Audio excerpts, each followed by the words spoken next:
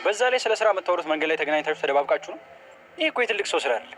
እናንተ ላይ መጥናችሁ። ቆይ ማነህ? ቤሉ ተረጋጋ እንዴ። ምንም የተለየ ነገር ኖር እኮ አይደለም። ያው አካባቢ ቆንጆ ስለሆነ ነው እዚህ አካባቢ የምንገናኘው። አረ ስላየህን ብቻ ሌላ ነገር ማሰብ የለብን። ቆይ ግን ስትከራከሪኝ ራሱ ትንሽ አይከብድሽም? እንደው ምን አይነት ህሊና ቢኖርሽ? እውነት አባቤ ቢኖር እንደዚህ ታደርጊ ነበር? ይበቃሃል ቤሉ፣ እንደዚህ እንዳትናገራት። እሷ እኮ እናትህ ነች። ይሄ ንቀት ነው። እሺ ሰው ስለማክበርና ስለመናቅ ለእኔ አትነግረኝ ባለጌ። አንተ ራሱ ባለቤቷ በቅርብ እንዳረፈ አታውቅምና። ሰላም ቤተሰብ፣ ሰላም በያላችሁበት የዓለም ዳርቻ ብዝት ተረፍረፍ ይበልላችሁ። እንግዳ ድራማ የዛሬውን ክፍል እንዴት አያችሁት? እውነት ለመናገር በጣም አሪፍና አስተማሪ የሆነ ድራማ ነው። የዛሬው ክፍል ደግሞ ኤልሳ በጣም በሚገርም ሁኔታ አሁንም ልትስተካከል አልቻለችም እና አልህና የሆነ በቃ ውጭ ሌላ አዲስ ነገር ያለነ ይመሰላትና ለመጥፋት የኑኑን ልብስ ሰርቃ ለብሳ ወጥታ ሄዳ ነበር። ነገር ግን ልጁ ያው ዳግም ጋር ተመካክሮ ይመስላል ዳግም እንደዚህ እንዲያደርግ የነገረው ይመስላል። ነገር ግን ያው ያም ሆነ ይህ ግን ያደረጉት ነገር መልካም ነው፣ ያው እሷን ለመጉዳትም ቢሆን ነገር ግን ደግሞ ያው ጠፍታ እስከ መቼ ትጠፋለች?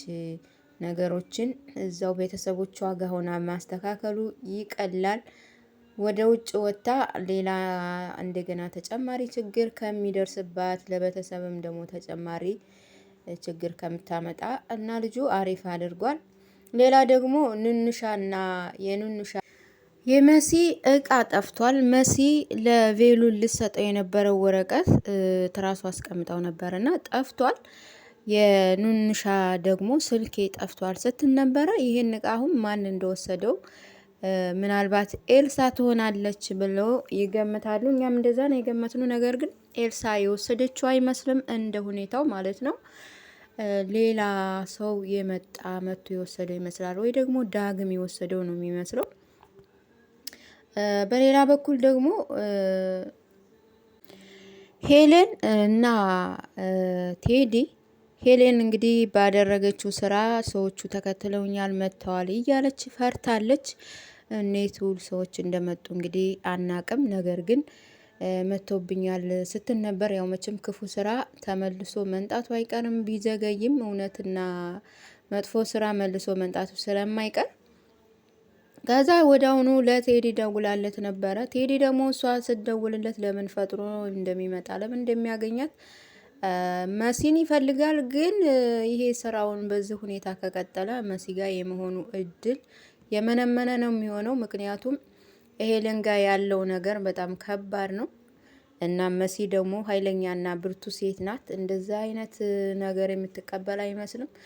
ከዛ ቬሉን ደርሶ ለምንድን ነው የተገናኛችሁት ብሎ ትንሽ በቦክስ ነገር አቅምሶታል። ቴዲ ከደካሞች ላይ ነው ትንሽ ጎበዝ የሚያጫውተው። በነገራችን ላይ ግን እንደዚህ ዳግምንም ባለፈው ሲያየው በጣም ደንግጦ ነበረ። ዛሬ ቬሉንም ሲያየው ያው መጥፎን ስራውን ስለሚያቅ ደንግጦ ነበር። እና እንግዲህ ምናልባት ደግሞ እሱ ለመሲ ትክክለኛ ፍቅር ይኖረው ይሆን ወይስ ደግሞ ለሌላ ወጥመድ ፈልጓት ይሆን አይታወቅም። ግን ለጊዜው ያው ፍቅር እያጫወተው ነው።